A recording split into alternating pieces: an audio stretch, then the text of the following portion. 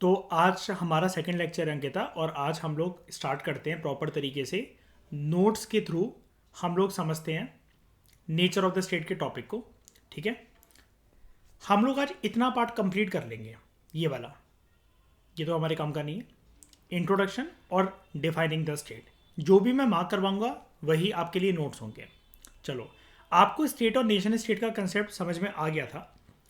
Writer यहाँ पर खुद बोल रहा है, जो यहाँ पर लिखा हुआ है कि जो स्टेट है ना, वो एक कॉम्प्लेक्स कॉन्सेप्ट है।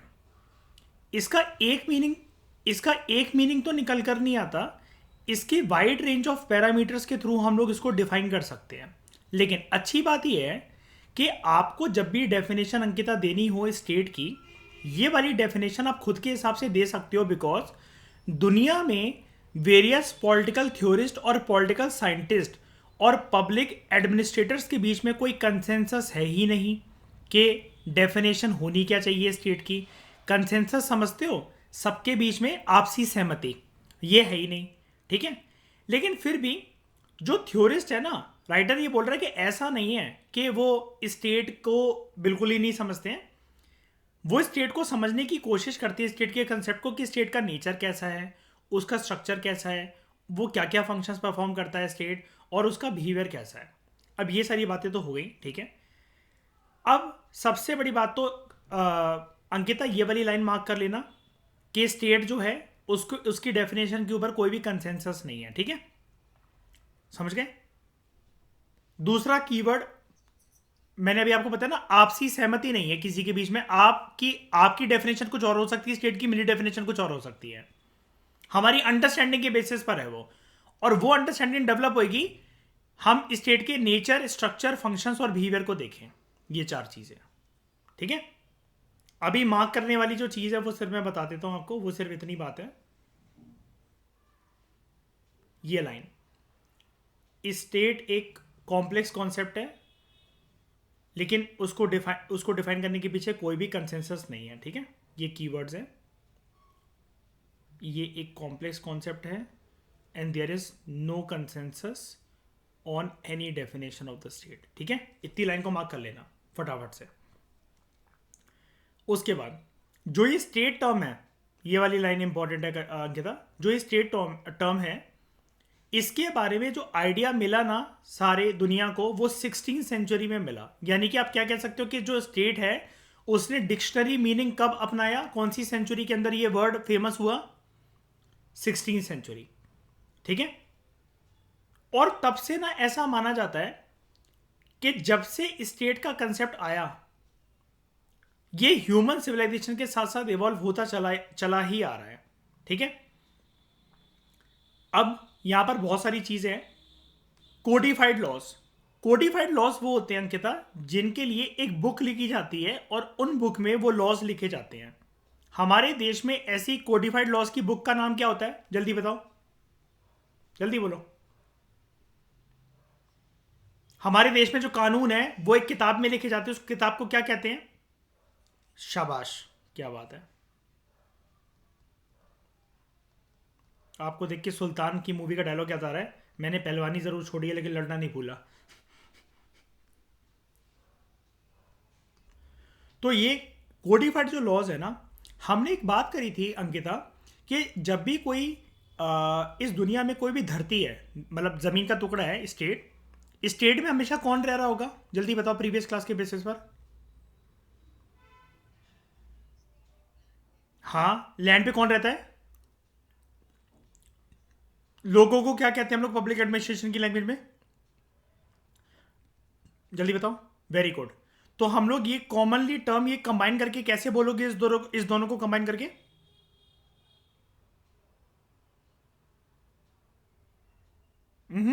हाँ, मतलब ठीक है, लेकिन यहां सामने क्या दिख रहा है? ये इन दोनों को एक सिंगल वर्ड में रीड करो जल्दी फटाफट। नेशन स्टेट, याद आया ना? तो अब आज के बाद तो कंफ्यूज नहीं हो गया ना प्रीवियस क्लास के बाद कि नेशन और नेशन स्टेट में क्या डिफरेंस होता है ना? अब देखो, जब भी अगर हमें स्टेट को डिफाइन करना है अंकिता, तो क्या हमें लोग जो हैं कानून के दायरे में रहकर काम करें, उसके लिए हमें कोडिफाइड लॉज चाहिए कि नहीं चाहिए? हाँ कि ना? वरना हर कोई अपनी अपनी मनमानी चलाएगा। आप याद करो, हमें स्कूल में पॉलिटिकल साइंस में 11th क्लास में एक टर्म पढ़वाया जाता था प्राइवेसी से रिलेटेड। जस्ट बिकॉज फोन का कैमरा आपका है तो इसका मतलब ये नहीं है आप किसी के भी बाथरूम में घुस के उसकी फोटो खींच के इंटरनेट पे डाल दो। ये उधर एनसीईआरटी में लिखा हुआ है वाला एग्जाम्पल। आप ये नहीं कह सकते कि फोन तो मेरा ही है ना, क्या हो गया मैं जो तेरी फोटो खींच के इंटरनेट पे डाल रहा हूं। तो ये कोडिफाइड लॉज जो है ना, दूसरे इंडिविजुअल से हमें बचाते हैं कि वो हमारे अधिकारों का उल्लंघन ना कर दे, और हम भी जानवरों की तरह बिहेव करके दूसरों के राइट्स को वॉयलेट ना कर दें। Do you agree? Do you agree? लेकिन यहां पर मुझे एक बात बताओ, पब्लिक एडमिनिस्ट्रेशन में इसको नॉर्मल लॉ भी तो बोला जा सकता था, ये आगे कोडिफाइड क्यों लिखा हुआ है?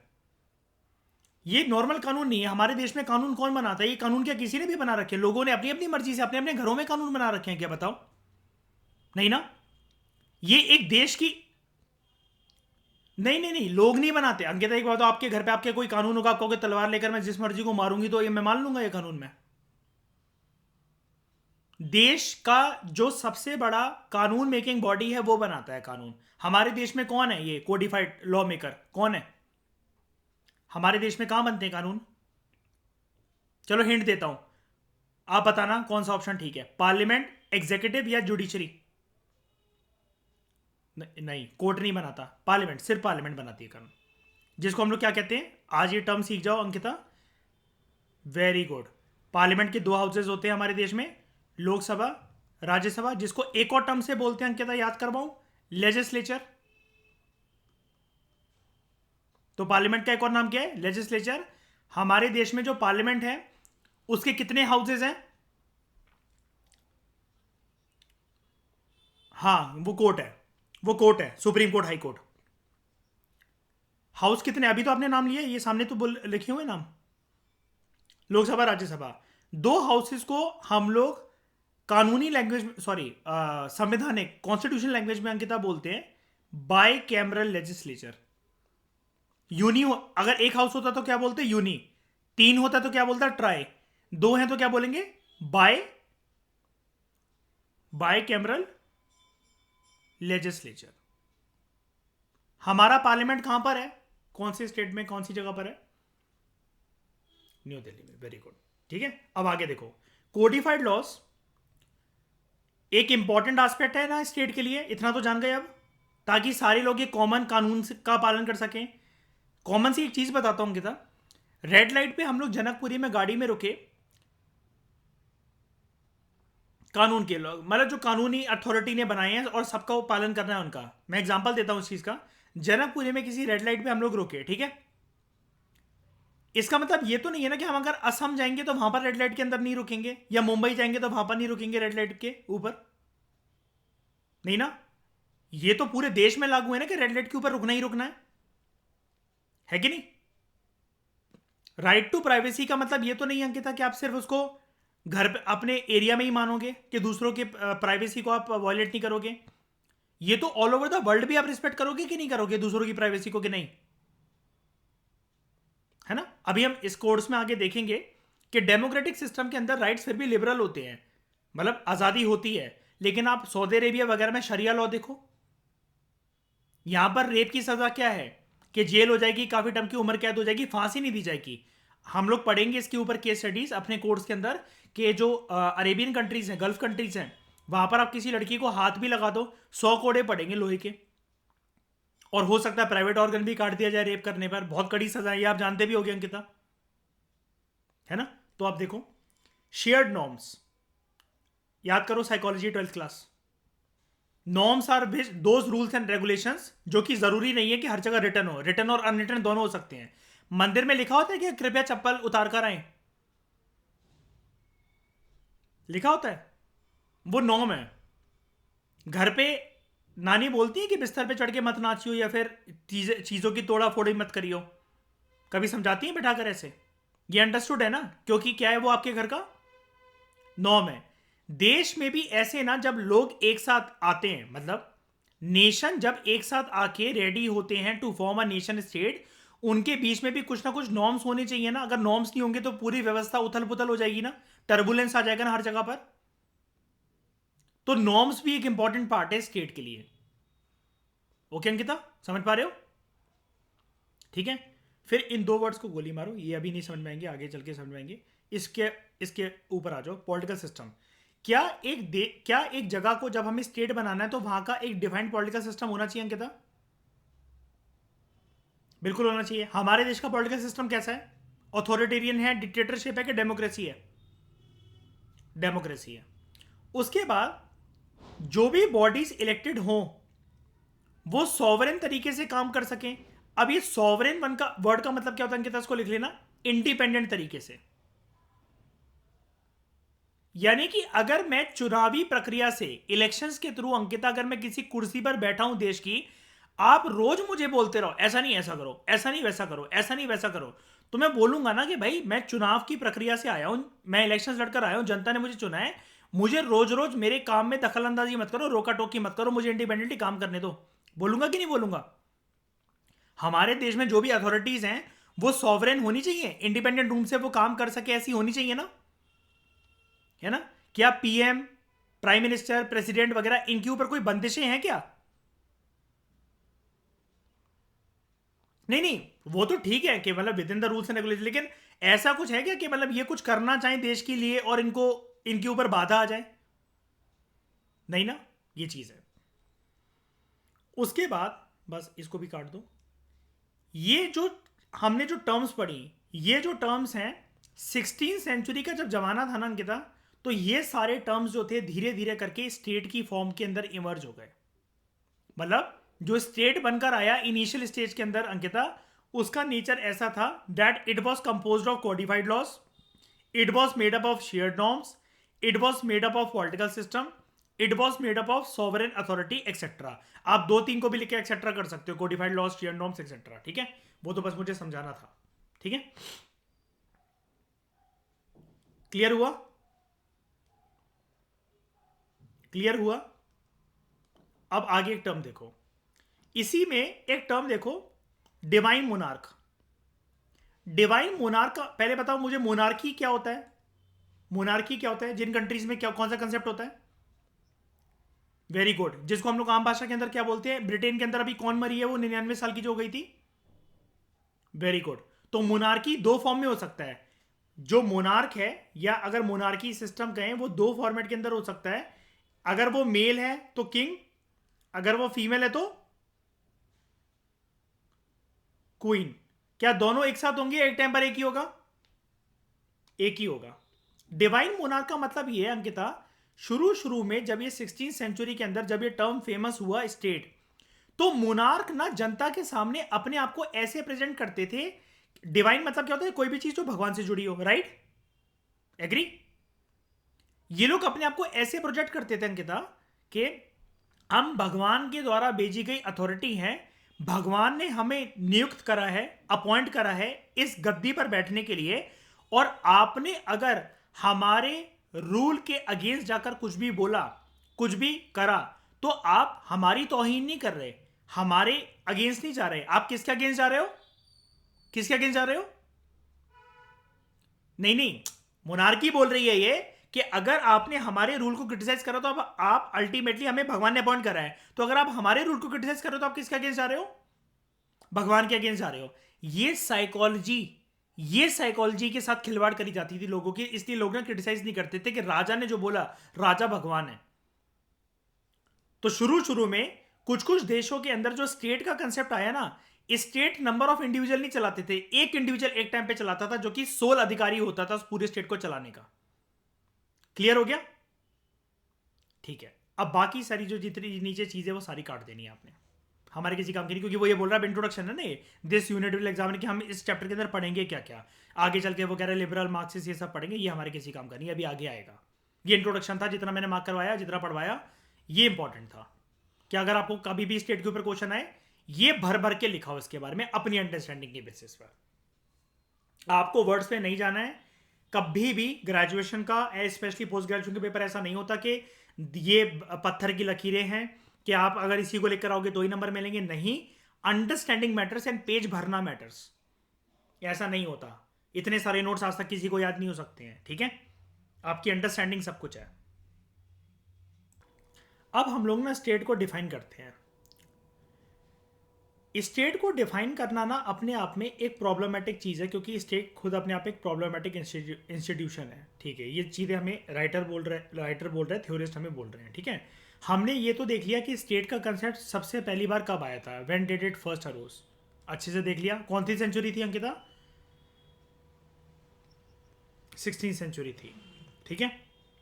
अब बेसिकली क्या है, हम यहाँ पर जो स्टेट है ना, थ्योरिस्ट जो है, कुछ जब स्टेट का कंसेप्ट आया और जब ज़माना आगे बढ़ता रहा तो थ्योरिस्ट ना अलग अलग कंट्रीज में अलग अलग स्टेट के कंसेप्ट देने लगे। उन्होंने बहुत इसको कॉम्प्लेक्स नेचर का बना दिया शुरू शुरू में। जैसे आप ये टर्म देखना कितनी कॉम्प्लेक्स है, थ्योरिस्ट ने बना दी कॉम्प्लेक्स ये चीज़ें स्टेट को रिलेटेड। जैसे ग्रीस और रोम कंट्री के अंदर फ्यूडल सोसाइटीज का कंसेप्ट आ गया, एब्सोल्यूटिस्ट सोवरेन स्टेट्स का कंसेप्ट आ गया, फासिस्ट स्टेट्स आ गई, कम्युनिस्ट स्टेट्स आ गई, वेलफेयर स्टेट्स आ गई, ठीक है। लेकिन अभी हमने ऊपर एक क्या रूल सुना था कि स्टेट के पीछे कोई भी डिफाइन करने के पीछे कोई भी कंसेंसस नहीं है। यानी कि हम चाहे तो अपनी खुद की डेफिनेशन भी बना सकते हैं ना किता, इतनी सारी फालतू चीज़ों पे ना जाके, है ना। तो स्टेट को कभी कभार ऐसा माना गया कि वो एक मेटाफिजिकल चीज़ है कि खुद क्रिएट करी जा सकती है। कुछ कुछ उसको ये मानते थे कि नहीं यार, जो रूलर्स है ना, जो बात कर रहे हैं कि स्टेट के अंदर रिलीजियस इंटरप्रिटेशंस भी हैं। अभी मैंने बताया ना वो डिवाइन अथॉरिटी, कि हमें भगवान ने नियुक्त करके भेजा, राजा ने सब दूसरों की साइकोलॉजी में ये डाल दिया, है ना। तो बेसिकली हुआ क्या, ये सारी चीजें ना डिनाई कर दी गई आने वाले थ्योरिस्ट के द्वारा। ये सारी चीजें डिनाई कर दी गई कि स्टेट को भाई डिफाइन करना है, स्टेट एक सिंपल टर्म्स में डिफाइन करी जा सकती है, ये कॉम्प्लिकेटेड टर्म्स की जरूरत नहीं है। तो देखो, अब जो मैंने पहली क्लास ली थी, अब उसी के बेसिस पे हम लोग डिफाइन करेंगे स्टेट को। अब यहां से मार्क करना शुरू करना, जब मैं बोलूं मार्क तभी करना आपको मार्क, ठीक है। अपने मन से मत करने लग जाना मार्क कुछ भी। स्टेट को हम लोग डिफाइन कर सकते हैं अंकिता कि स्टेट में सबसे पहले तो लोग रहते हैं। अगर लोग रहते हैं तो डेफिनेटली उनके बीच में एक सिस्टम ऑफ रिलेशनशिप होगा। और लोग ऐसा तो नहीं है कि कहीं भी रह रहे हैं दुनिया के किसी भी कोने के अंदर ये जाकर बोलते कि ये हमारा नेशन स्टेट है, नहीं। उसके अंदर एक डिफाइंड टेरिटरी भी होगी, डिफाइंड वे में होगी। मतलब इतना भाई, इतना से बॉर्डर इतना ही है आपका, अगर आपने इसको क्रॉस करा तो पुलिस पकड़ लेगी दूसरी कंट्री की, फिर हमें मत बोलना, ये भी होगा ना। लॉ भी चेंज होगा। बजरंगी भाईजान में देखा है वो जब बॉर्डर क्रॉस करता है वो, या फिर चेन्नई एक्सप्रेस के अंदर देखा होगा, वो समुद्र के ज्यादा आगे चला जाता है, श्रीलंकन वाटर्स में एंटर कर जाता है वो, शाहरुख खान, है ना। अब जो स्टेट है वहां पे रिलेशनशिप होगा, टेरिटरी डिफाइंड होगी, लोगों की मेंबरशिप भी तो होगी ना। हम लोग क्या कह सकते हैं, हम कौन सी कंट्री के हैं, कौन सी कंट्री के अंकिता? इंडियन है ना। हमारी आइडेंटिटी क्या है, अगर किसी को भी हमें बताना हो तो इंडियन है। तो हमारी मेंबरशिप कौन सी कंट्री के लिए है? इंडिया के लिए। और उसी के अंदर रहते हुए हमारे इंटरनल अफेयर्स भी रेगुलेट होते हैं। इंटरनल अफेयर्स रेगुलेट कैसे होते हैं? कोडिफाइड लॉज की मदद से, जो अभी हमने पढ़ा, ताकि सब लोग एक ना डिफाइंड मैनर में बिहेव करें। वरना ऐसे तो हाथ खोल दिए जाए तो सारे कैदी जेल से भाग जाएं, लोग अंधाधुंध किसी को भी मारने लग जाएं, सड़कों पे जंगल रूल बन जाए टोटल तरीके से, अगर सबके हाथ खोल दिए जाएं। लोगों में तो इतनी उत्तेजना है पागल बनने की और दूसरों का कांड करने की, है ना। फिर जो एक स्टेट होती है, जैसे मतलब मान लो एक है स्टेट ए, समझने की कोशिश करना कितना इस बात को। स्टेट ए, ये भी तो देखा जाता है ना कि स्टेट ए का सर्वाइवल बहुत मुश्किल है अगर स्टेट बी के साथ उसके अच्छे रिलेशंस ना हो। फॉर एग्जांपल, भारत जितनी एनर्जी वेस्ट करता है पाकिस्तान के लिए, और पाकिस्तान जितनी एनर्जी वेस्ट करता है भारत के लिए, ये दोनों देश अगर एक साथ मिल जाए और इनके बीच में संबंध अच्छे हो, हमारी जीडीपी वगैरह में बहुत ज्यादा बढ़ोतरी नहीं होगी, बताना होगी ना। तो स्टेट क्या दूसरे, ये देखो लिखा हुआ है, स्टेट क्या दूसरे स्टेट्स के साथ, अदर स्टेट्स के साथ रिलेशंस कंडक्ट करता है क्या? करता है ना। इंडिया क्या किसी और कंट्री से बात नहीं करता? हमारे प्रधानमंत्री किसी और कंट्री नहीं जाते हैं? नहीं नहीं, अरे यहां पर स्टेट को ना मतलब नेशन स्टेट की टर्म्स में डिनोट करके बोला जा रहा है कि स्टेट जो है ना अपने रिलेशंस कंडक्ट करता है दूसरे स्टेट्स के साथ। शोज नहीं होते कि जो भारतीय मूल के जो सिंगर्स हैं वो इस कंट्री में जाकर शो परफॉर्म करेंगे, ऐसा करेंगे, वो करेंगे, होता है ना ऐसी चीजें, ठीक है। अब जैसे वो है राहत फतेह अली खान, कौन सी कंट्री से आया है वो हमारे देश में? पाकिस्तान। हमने क्या उसे इज्जत नहीं दी क्या? उसके गाने अच्छे नहीं लगते क्या? आप ये बोल देते हो कि ये पाकिस्तानी, मैं इसको नहीं सुनूंगी, है ना। फिर तो it provides it with identity and cohesion. आप देखो ये साइकोलॉजी की टर्म्स याद है, कोजाइवनेस, स्ट्रॉन्ग बी फीलिंग ग्रुप्स के अंदर जो होती है, ये सब्जेक्ट भी तुम्हें नहीं छोड़ेगा उससे।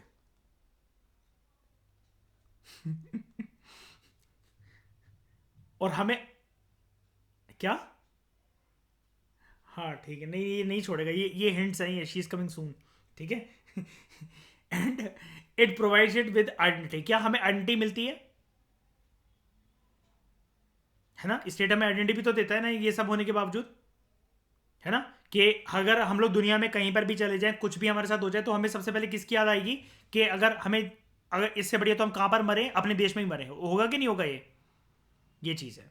तो ये एक डेफिनेशन है स्टेट की, अंकिता इसको आपको ना जब तक पेपर नहीं हो जाता ये डेफिनेशन को याद करके रखना है, ये वाली। बाकी स्टूडेंट्स ना कंफ्यूज होते हैं कि सर आप कहते रहते हो कि कॉमन कंसेंसस है नहीं डेफिनेशन के ऊपर, तो एक तो सर लिख कर आनी ही पड़ेगी ना पेपर के अंदर। तो मैं सबको यही याद करवाता हूँ कि ये वाली लिखो, ये कॉम्प्रिहेंसिव डेफिनेशन है। क्यों?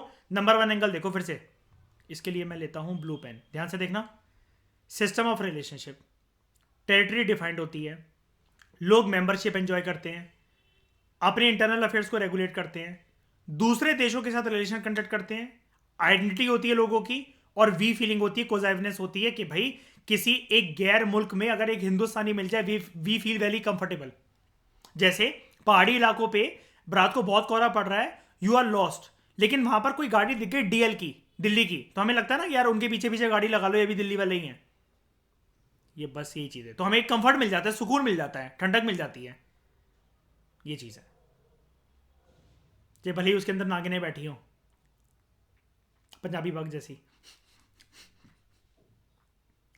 यस।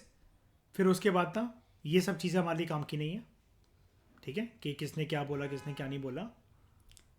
उसके बाद अब यहाँ पर क्या है, आपको ना जो स्टेट की डेफिनेशन है वो कभी कभार अकॉर्डिंग टू कुछ थ्योरिस्ट भी डिफाइन करनी पड़ेगी। जैसे एक तो एक जनरल डेफिनेशन हो गई, एक ना कभी कभार किसी थ्योरिस्ट की परस्पेक्टिव से भी डिफाइन करनी पड़ेगी। अच्छी बात ये पेपर की, कभी इसके अंदर ये क्वेश्चन नहीं आता कि वो किसी थ्योरिस्ट का नाम दे दें कि अकॉर्डिंग टू बॉब जेसोप आप बताओ कि स्टेट कैसा है, ऐसा नहीं आता कभी भी। You can choose any two theorist of your choice and उनके अकॉर्डिंग आप स्टेट को डिफाइन कर सकते हो। हमारे सिलेबस के अंदर ये देखो, थ्योरिस्ट 1, 2, 3, 4, 5 ये दे रखे हैं, 5 दे रखे हैं। आप कोई भी 2 पकड़ो और उनकी छोटी सी उनके बेसिस पर उन्होंने क्या कहा आप डिफाइन कर सकते हो स्टेट को। तो चलो मैं आपको इजी वाले बता देता हूं, ठीक है।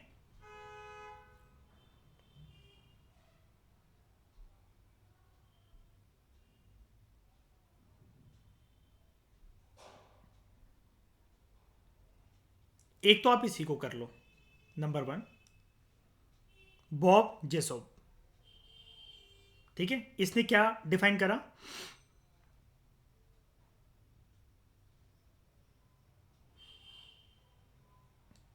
इसने बोला जो स्टेट है ना, स्टेट को हम लोग बेस्ट डिफाइन कर सकते हैं in its legal form. Keywords को देखना कितना, लीगल फॉर्म। लीगल फॉर्म मतलब भाई स्टेट कोई ऐसी चीज नहीं है कि हमने किसी की प्रॉपर्टी पे जाके कब्जा कर लिया, वो हमारी है, हमसे कोई छीन नहीं सकता उसे। लीगल प्रॉपर्टी, वो लीगल प्रॉपर्टी है हमारी। चाइना कल को ये नहीं बोल सकता कि भारत हमारा पार्ट था इतिहास में, हम इसलिए कब्जा कर रहे हैं, ये नहीं हो सकता। अमेरिका सुपर पावर होगा, अपने घर में होगा, वो छोटी से छोटी कंट्री के ऊपर कब्जा नहीं कर सकता ऐसे, ये लीगल है। क्योंकि दूसरा, स्टेट के पास ना कुछ कुछ कर्जिव कैपेसिटीज भी होती है। कर्जिव का मतलब होता है कर्जन, बंदिशें लगाना, यानी कि इसको आप कह सकते हो, कर्जिव वर्ड का मतलब होता है स्ट्रिक्टनेस दिखाना। जैसे आपको, आपने कोई कर्मकांड करा तो हो सकता है आपके ऊपर फाइन लगे, उससे ज्यादा हाई लेवल का करा तो पुलिस आपको थाने में बिठा ले, उससे हाई लेवल का करा तो जेल हो सकती है, उससे हाई लेवल का करा तो शूट आउट में मारे जा सकते हैं, और उससे हाई लेवल का करा तो फांसी की सजा। तो स्टेट के पास ना आपको जितना प्यार, मतलब प्यार इन द सेंस कैसे करती है हमें स्टेट, फ्रीडम देकर, लेकिन उस फ्रीडम को अगर ज्यादा एंजॉय करोगे ना तो फिर बंदिशें भी लगती हैं। भाई एक दिन घर को, रात को आप लेट आ सकते हो, रोज आदत डाल लो ना कि मैं सुबह आऊंगी घर, तो घर वाले गरम गरम तवा चिपका देंगे तशरीफ पे, ठीक है। उसके बाद इंस्टीट्यूशनल कॉम्पोजिशन, स्टेट के अंदर कुछ कुछ इंस्टीट्यूशंस भी होते हैं जो कि स्टेट को, स्टेट की कॉम्पोजिशन को और बाउंड्रीज को मेंटेन करके रखते हैं। हमारे देश में वो 3 इंस्टीट्यूशंस कौन से हैं, अभी हमने नाम लिए थे उनके, एग्जीक्यूटिव, जुडिशरी, ठीक है। इसको लेज बोलते हैं, लेज, ठीक है। लेजिस्लेचर, एग्जीक्यूटिव, जुडिशरी, मतलब याद करने का तरीका है कि लेज, ठीक है। बस यहां तक कर लेना इसकी डेफिनेशन याद, मार्क कर लेना मतलब, ठीक है। बॉब जेसॉप की हो गई बस। इसने फिर उसके बाद ना ये क्वेश्चन क्वेश्चन पूछ रहा है, ये हमारे किसी काम का नहीं है। बस बस बाउंड्रीज तक, ठीक है। जितना मैं करवा रहा हूं उतना ही करना, खुद से देखो, उसके आगे पीछे कुछ मत करना, क्योंकि अंकिता कंफ्यूज हो जाओगे फिर अगर ऐसे खुद से करने लगोगे। मुझे इनसाइड आउट इसका सब कुछ पता है, तो जितना मैं करवाऊंगा बस उतना अच्छे से कर लेना। उसके बाद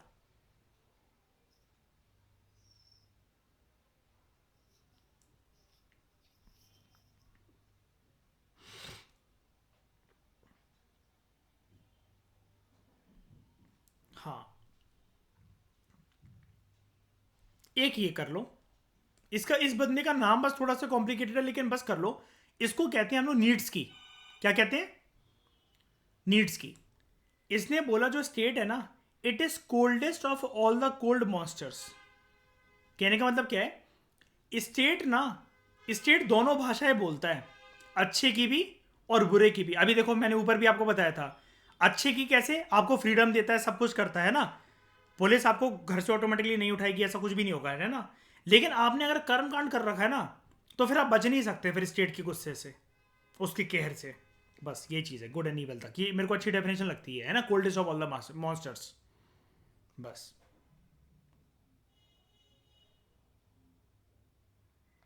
अब आ जाओ यहां पर।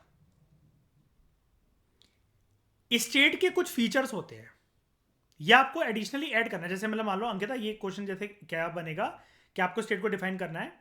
आपने इंट्रोडक्शन दिया, ओके, दो थ्योरिस्ट के अकॉर्डिंग स्टेट को डिफाइन करा। उसके बाद स्टेट के फंक्शंस बताने हैं, मतलब फीचर्स बताने हैं आपको। मैं आपको बता देता हूं कहां लिखा है ये। ये रहा। State is defined in terms of number of features, inter related feature, मतलब ये सारे फीचर्स इंटर रिलेटेड है, एक के बिना दूसरे अधूरे होंगे ये फीचर्स, ठीक है। अब देखो, किसने बोला, किसने डिफाइन करे थे, ये सब हमारे काम का नहीं होता ये, ठीक है। नंबर वन, स्टेट ना एक ऐसी चीज नहीं है कि आज बनी है तो कल को मिट जाएगी। वक्त और जमाने के हिसाब से जब तक है जान और जब तक है जहां, तब तक चलता रहेगा स्टेट का concept. Continuity in space and time, समझ गए? स्टेट एक सेट है पॉलिटिकल ऑर्गेनाइजेशंस का, और ये ऐसे ऑर्गेनाइजेशंस हैं जो कि टाइम के साथ साथ एंड्योर, टिके रहेंगे। एंड्योर का मतलब होता है लॉन्ग लास्टिंग। तो एक ऐसा सेट है पॉलिटिकल ऑर्गेनाइजेशंस का। हाँ, लास्ट, ये मैं ये कह रहा हूं कि स्टेट जो है, हाँ, एंड्योरिंग का मतलब ये, स्टेट एक ऐसी चीज नहीं है कि कल को मिट जाएगी, वो लॉन्ग लास्टिंग चीज है, ठीक है। And set of political organisation से बनी है। कौन कौन सी पॉलिटिकल ऑर्गेनाइजेशन है जल्दी बताओ? स्टेट को क्या डिफाइन करता है? तीन important political organisation: legislature, executive plus judiciary. उसके बाद दूसरा कीवर्ड है ट्रांसिडेंस, ठीक है। जो स्टेट के जो इंस्टीट्यूशंस हैं, उन्होंने स्टेट को नहीं बनाया, मतलब लेजिस्लेचर, एग्जीक्यूटिव, जुडिशरी ने नहीं बनाया स्टेट को, ये उसके सिर्फ और सिर्फ एजेंट्स हैं। यानी कि कल को लेजिस्लेचर स्टेट के अस्तित्व को खत्म करना चाहे कि इंडिया कल से इंडिया नहीं है, कर देगा क्या? एग्जीक्यूटिव कर सकता है क्या? जुडिशरी कर सकता है क्या? पीएम कर सकता है? प्रेसिडेंट कर सकता है? सुप्रीम कोर्ट कर सकता है? नहीं। ट्रांसिडेंस मतलब इसके, जैसे शिव जी को बोलते हैं ना इनका कोई जीवन है ना मरण है, वो ट्रांसिडेंस है, ओमनी ओमनी प्रेजेंस है, ओमनी पोटेंट है, ऐसी स्टेट है, ठीक है। स्टेट का जीवन कब हुआ था ये तो बता सकते हैं, लेकिन ये वो उसका कि डेथ कब होगी ये नहीं बता सकते। Political organisation, these are institution through which states act. State को एक्ट करने के लिए ना कुछ पॉलिटिकल ऑर्गेनाइजेशन की जरूरत होती है। पहला वाला पॉइंट और ये वाला पॉइंट कनेक्टेड है, लेकिन बस हमें अलग से इसको लिखना होता है ताकि हमें मार्क्स एक्स्ट्रा मिल जाए। तो अगेन आप यहां पर क्या लिखोगे? ये कौन कौन से इंस्टीट्यूशन होते हैं स्टेट के जिसके थ्रू स्टेट वो गवर्न होता है? फिर से बताओ। लेजिस्लेचर, जुडिशरी, उसके बाद अथॉरिटी। जो सॉवरेन है वो ultimate source of political authority है उसकी स्टेट की टेरिटरी में। यानी कि ये जो हमारे देश में सॉवरेन, मैंने भी आपको बताया, जो इंडिपेंडेंट तरीके से रूल कर सके। तो किसी किसी देश में प्रेसिडेंशियल फॉर्म ऑफ सिस्टम होता है, प्रेसिडेंट अल्टीमेट अथॉरिटी होता है, और हमारे देश में रियल पावर किसके हाथ में लाई करती है? Very good, prime minister plus council of ministers, उसका मंत्रिमंडल, है ना? Very good. उसके बाद एलिजियंस। एलिजियंस मतलब अपनापन या जुड़ाव किसका स्टेट के साथ। जुड़ाव मतलब समझते हो, मतलब अगर कोई चीज एग्जिस्ट कर रही है, आपका घर एग्जिस्ट कर रहा है, आपके घर का कोई एड्रेस है, उसका उसके साथ आप लोगों का जुड़ाव है ना।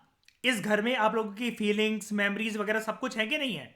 ऐसी स्टेट का जुड़ाव जो होता है, जो झुकाव होता है, अटैचमेंट होती है, वो किसके साथ होती है? सिटीजन्स के साथ। ठीक है? और सिटीजन्स की जिम्मेदारी बनती है कि वो अपनी स्टेट की तरफ अपनी फुल लॉयल्टी दिखाएं। बस सिंपल, खत्म हो गया टॉपिक। तो इस डिस्कशन में इतना ही। Thank you very much for discussion.